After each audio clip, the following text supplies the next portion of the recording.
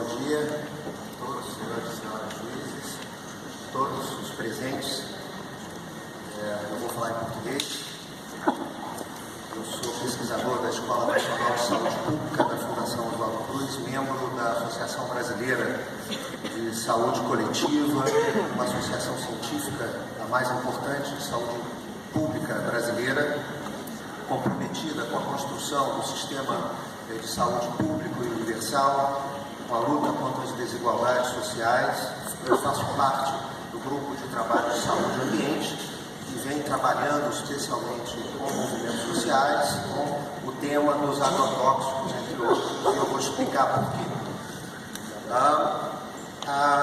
É importante também, eu sei que isso pode parecer estranho, mas é preciso esclarecer, logo de início na minha fala, que atualmente o nosso país passa por uma crise política de um governo que se instaurou de forma ilegal, ilegítima e imoral, como impeachment, que não é aprovado pelas bases legais e que vem produzindo retrocessos sociais importantes no Brasil.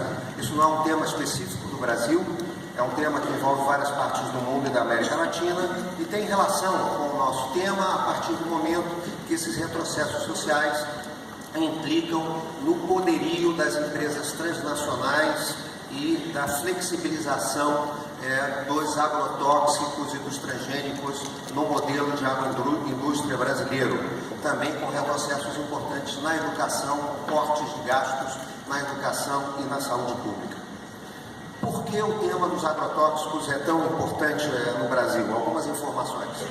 Primeiro, a Revolução Verde, a chamada, triste nome, né? Revolução Verde, ela foi instaurada durante a ditadura militar, durante os anos 60 e 70, com a expansão das monoculturas, especialmente de grãos, soja em especial, cana-de-açúcar, posteriormente para a produção de álcool como biocombustível, pastagens para gado e mesmo árvores chamadas pelo movimento social, e nós concordamos, como desertos verdes, não florestas plantadas, são monocultivos.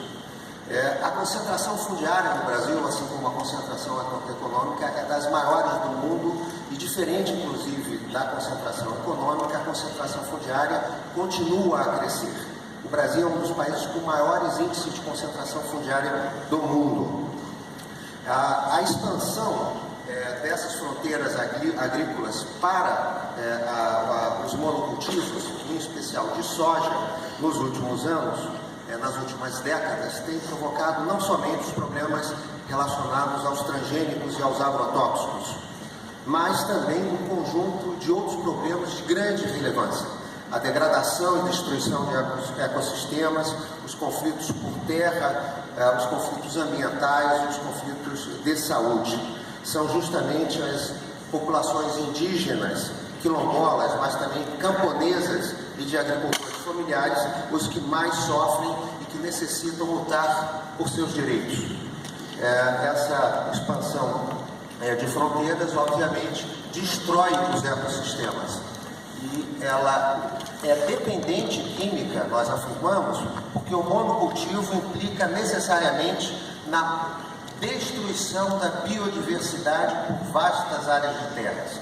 A forma de destruir a vida da biodiversidade é a utilização intensa de agrotóxicos, como nós chamamos, não pesticidas. A legislação brasileira fala de agrotóxicos.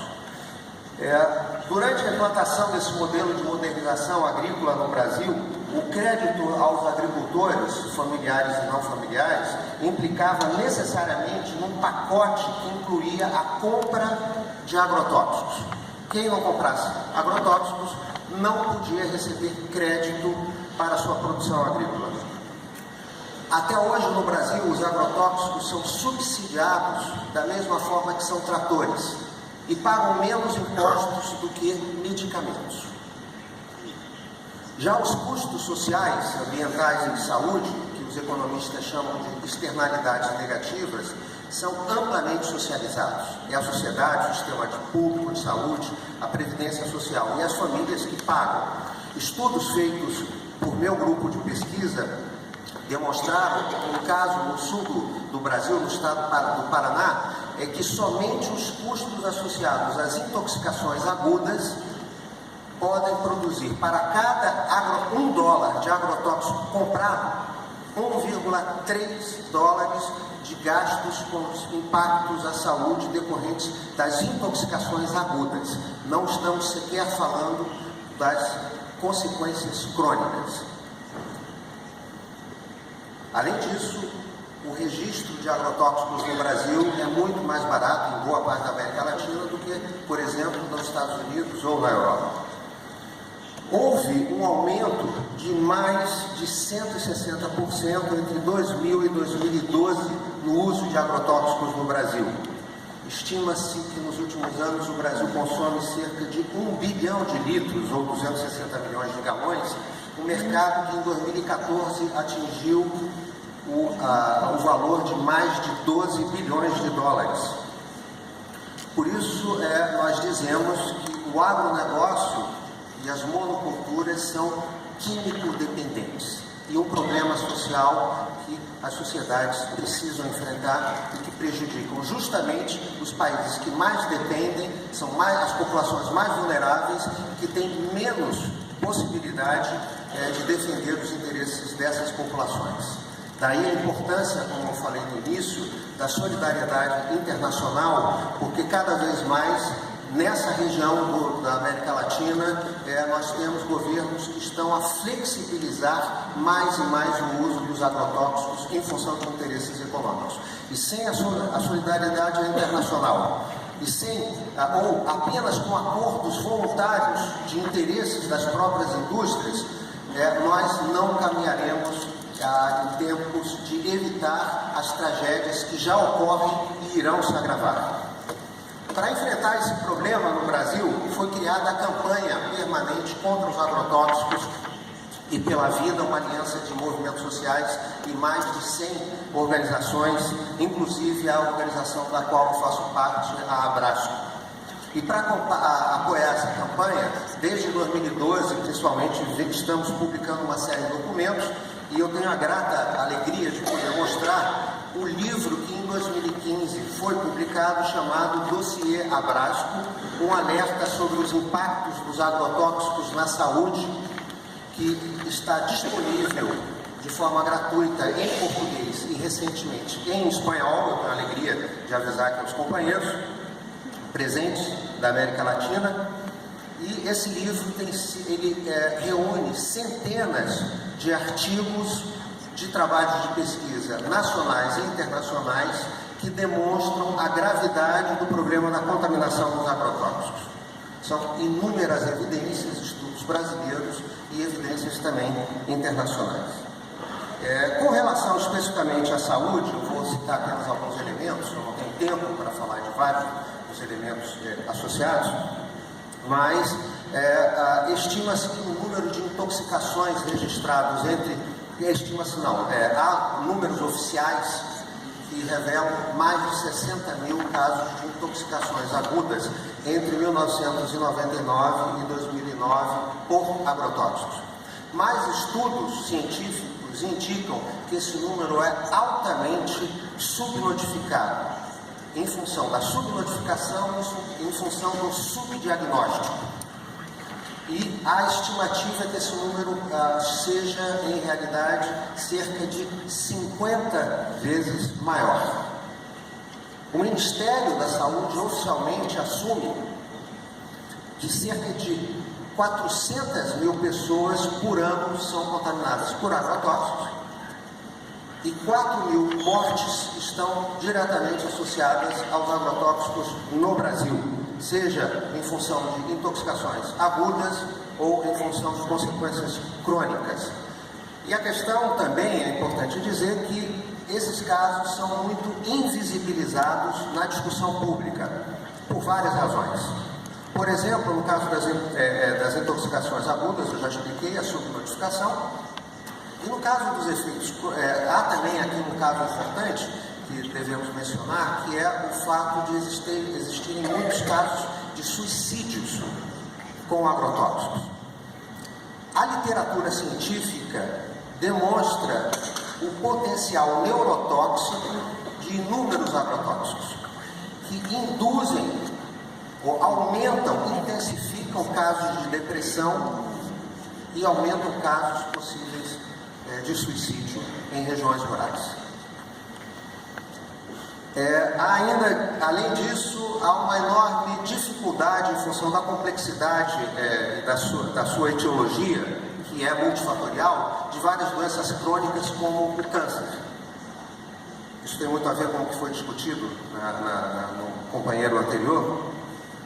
Há casos já estudados no Brasil em que populações rurais afastadas de centros urbanos possuem já índices de câncer maiores do que centros urbanos. E, obviamente, a hipótese central é a exposição em função do uso intensivo de agrotóxicos. Com relação especificamente a Monsanto, obviamente ela e todo o grupo de transnacionais deram suporte e foram diretamente beneficiados pelo modelo de Revolução Verde implementado pela ditadura militar. Após o fim da ditadura militar, continuaram a exercer forte pressão política e econômica para liberar o uso de transgênicos e agrotóxicos. Por exemplo, a chamada lei que regula agrotóxicos no Brasil, em 2005, é também conhecida como a Lei Monsanto.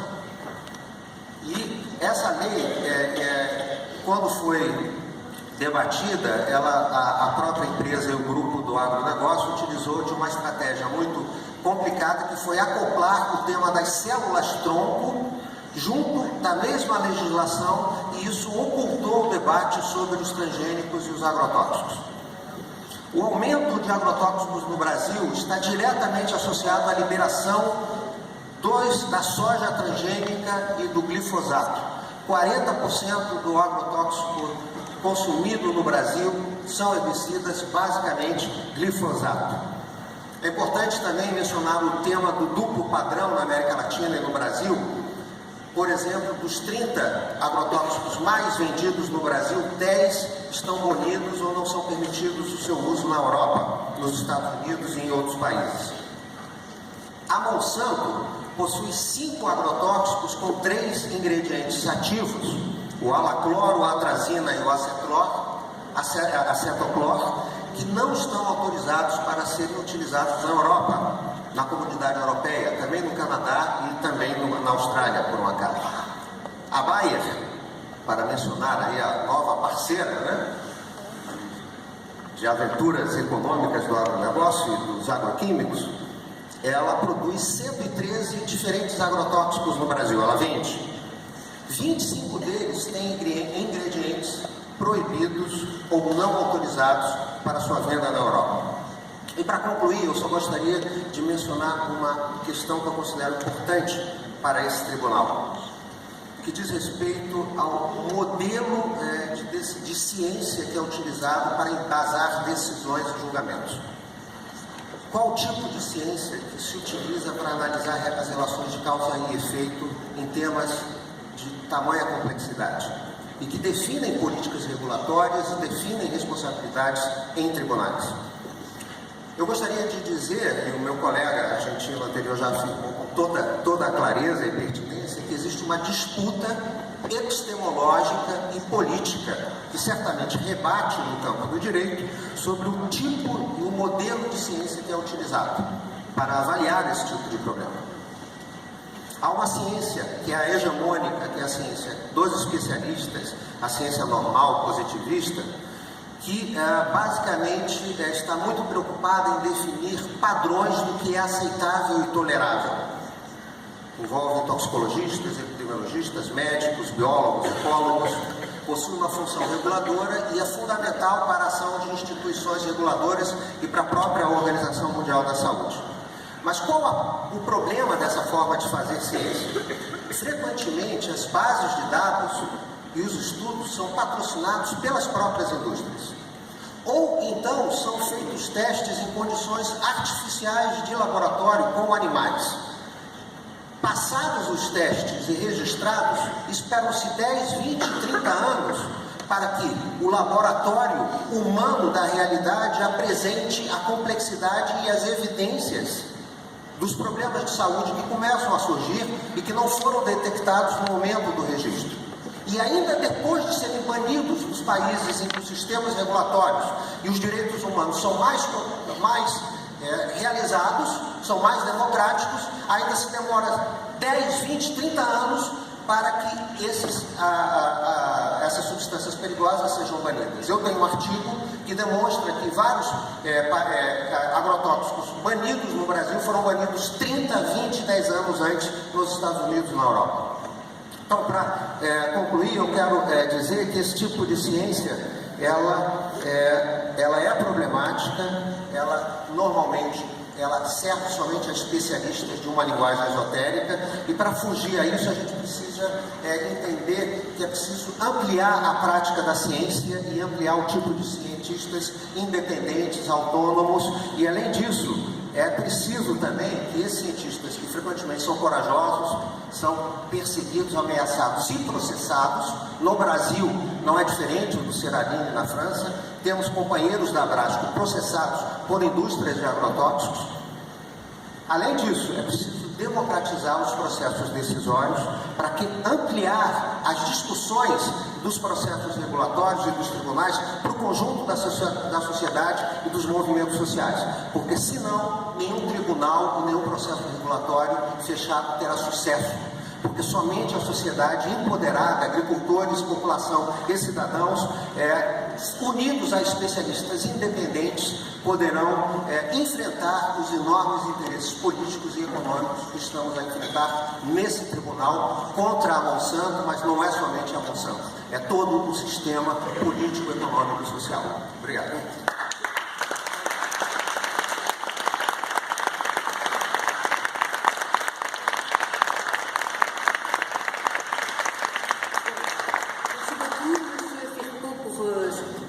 Renseignements, ce témoignage. Des questions? Do you have any questions? Yes. You have the floor. Gracias, muchas gracias por su exposición. Es una pregunta muy específica. Usted se refería a créditos otorgados por el gobierno para la compra de agrotóxicos. Estos créditos son créditos abiertos de manera tal que los campesinos puedan comprar cualquier tipo de productos para su producción, o son créditos específicamente dados para ciertos productos que están definidos como agrotóxicos. Yo hablaba específicamente de los créditos en los años 70 y 80, cuando se empezó, y era solamente posible tener crédito del gobierno oficial si junto a una persona tenía un especialista agrícola de la agricultura que recetaba, había una receta de un conjunto de agrotóxicos que uno tenía que aplicar y comprar, porque si no, no recibiría eso. Pero también yo hablé del subsidio que hasta hoy es muy fuerte, que las empresas y los vendedores no pagan muchos impuestos por vender agrotóxicos.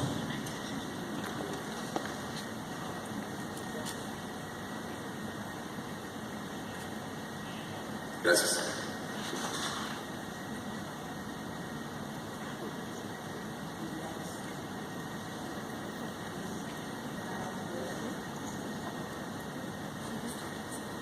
You mentioned the importance of international solidarity to assist people in your country with their struggle against these chemicals. How do you see this tribunal, given its mandate, to consider, the impact of these?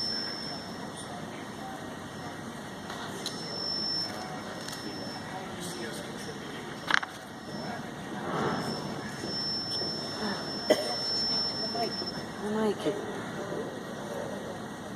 Na medida que